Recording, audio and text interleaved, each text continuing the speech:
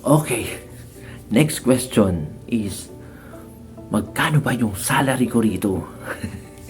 Sa pag-a-apply nyo dun sa work abroad, ayan, work abroad ulit tayo, makikita nyo na dun yung, syempre, lagi naman nila nilalagay yun. Yung trabaho na magiging trabaho mo, yung agency mo, yung company na magiging company mo dito sa abroad, din yung salary na ino-offer. Ayan, nakalagay din doon. Yung, nakalagay yung salary at saka yung free accommodation, mga ganon. Tapos, free transportation at ano pa yung isa? Medical. Yan, medical dito. Masasabi ko, yes, free. May free. Kasi ito sa malalaking hospital. Tandaan nyo ha, pag nandito na kayo, malalaking hospital kayo pupunta na nandun siya sa ano nyo, sa benefits nyo dun sa, accredited siya dun sa benefits nyo in terms of medical dun sa inyong company. Okay?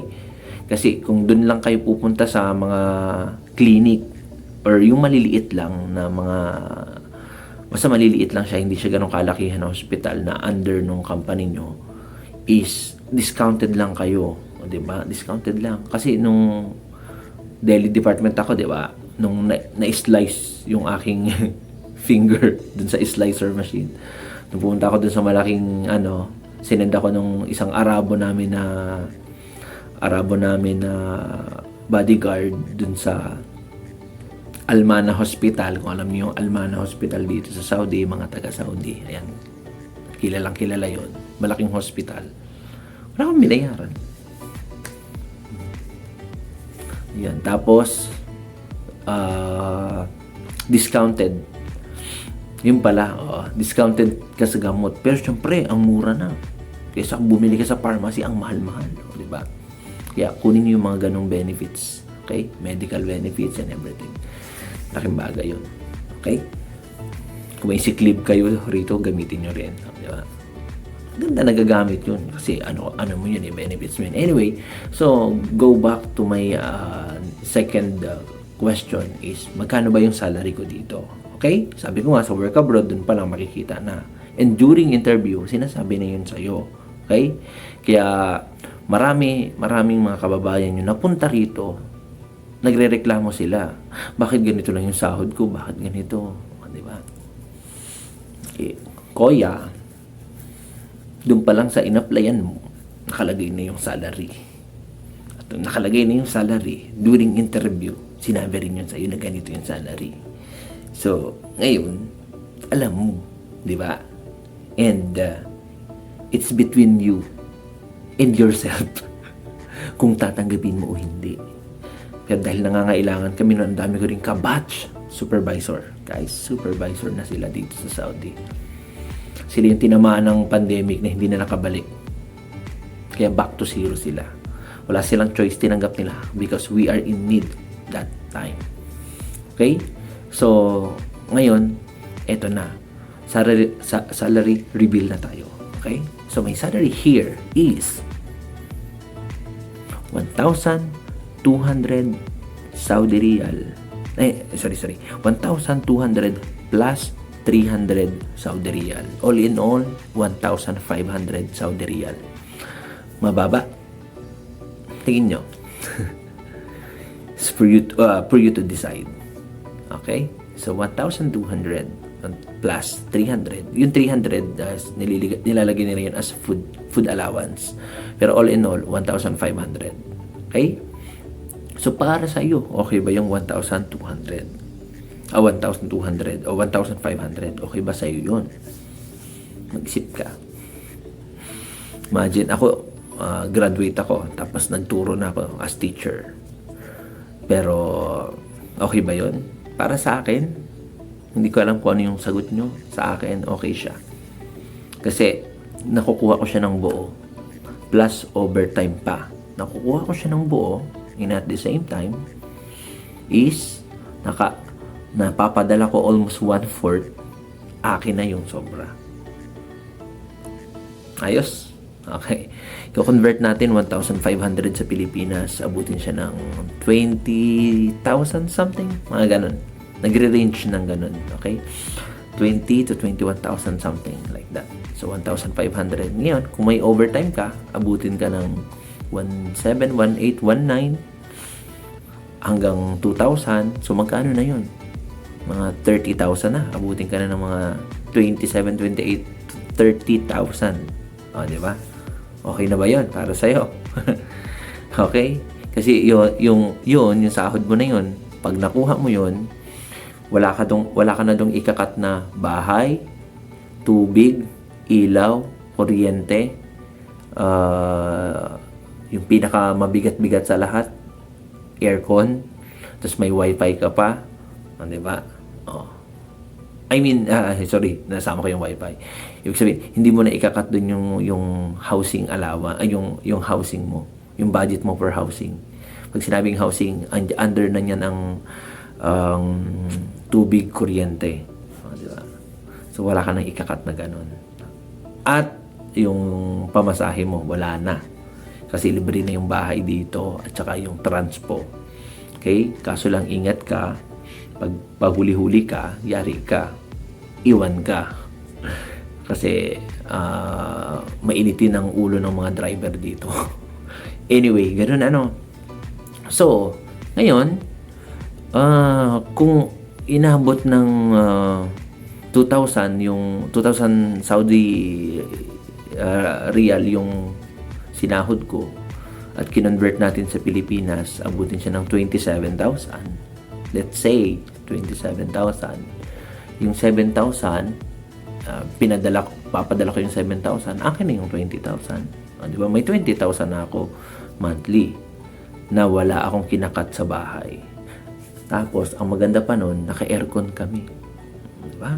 For the very first time of my life, naranasan ako mag-aircon. Sarap. Kaya sabi nila, pag umuwi daw ako ng Pinas, ang mangyayari is, hahanap-hanapin ko yung aircon. Kasi nasanay na yung balat ko sa aircon. Ayun. So, yun na. 1,500. Ito, additional. Ito malapit na, dahil yung contract namin malapit nang matapos, in-increase nila kami. Alam niyo ba kung magkano increase? 100 Saudi Riyal. So, from 1,500 naging 1,600. Okay? Okay na ba yun sa inyo? 1,600. Ito pa, additional. Okay? Additional information. Sige, additional information. Alam ko, ban na yung company namin sa Pinas because of our salary. Yun na yun. Yun yung gusto kong sabihin kanina. Ban na kasi yung 1,200 plus 3 na salary, that was way back 2019 pa yata na natapos.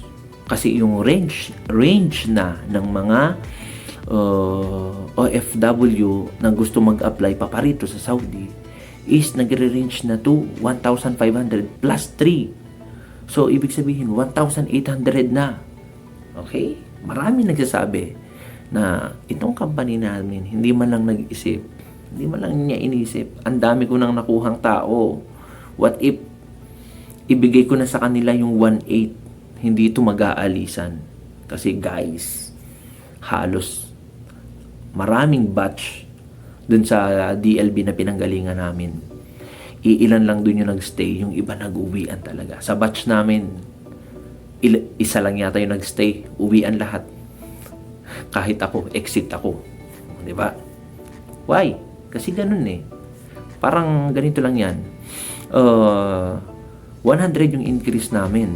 Mas pipiliin pa namin mag-exit. Kasi pag nag-exit kami at nag-apply ng panibago dito sa Saudi, anong mangyayari? Yung salary namin, 1,800 na. Diba?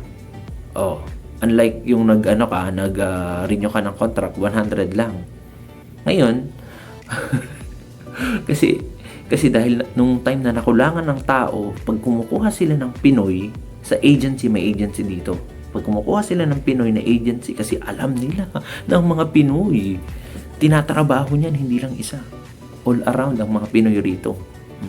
Alam nila yun. Sila yung tipong iwanan ng kami, tayong mga OFW na kapag iniwan tayo ng manager natin, tiwala sila sa atin that we will do something for the job na they will be amazed. Ganon. Kasi pag iniwan nila yon sa ibang lahi, alam nila ang trabaho ng Pinoy. Kaya kaway-kaway again sa mga bayaning tulad ko. Tayo mga OFW, bayani ng ating bansa. So, ganyan. Kaya be proud of yourself. Okay? At magagaling tayo mag-English dito. Huwag kayong kakabahan. Okay, so going back, ganun yung nangyari. Okay? Kaya mas pipiliin pang umuwi na lang, mag-apply uli, 1,800 na yung salary mo. Di ba? Kaya ako exit din, kaya bye-bye na. So yan, nasagot ka na. That's the salary ng isang merchandiser dito, ng salesman dito before yon. Kaya wag papaloko. Ako kasi first time ko, hindi ko naman alam. Ang ginawa ko na lang kasi kinonvert ko yung 1,500 na yon into peso sa Pinas. Nakita ko na 20,000. Imagine, kikita ka na ng 18, 19 to 20,000. Tapos wala ka nang iniisip na bahay at saka yung pamasahe mo. Tapos naka-aircon ka pa. Pagkain na lang yung iisipin mo. Ang hirap, nung mga time na yun, ang hirap kitain sa Pinas Maliban na lang kung mag-call center ka or what, ganyan. Ay dito, relax ang trabaho dito. Kaya, ganun. So, pinili ko siya. It doesn't matter for me yung ganong bagay. Yung trabaho, nature of job, nature of yung salary range, and everything. What matters to me nung mga time na yon is environment. Ambience. Tinik yung opportunity na yon, sabi ko nga sa inyo, para makapag-rest. Okay? Nakwento ko last video yung aking mga pinagdaanan. So, na-achieve ko naman yung rest na hinahanap ko. At, itong vlog na to is, I'm waiting na for my flight. Okay? For my next opportunity awaits for me. Okay? So, hindi ako uwi ng Pinas. See you sa vlog na gagawin ko kung saan man ako next country destination na pagtatrabahuhan ko. Okay? So, yun lang. Bye-bye.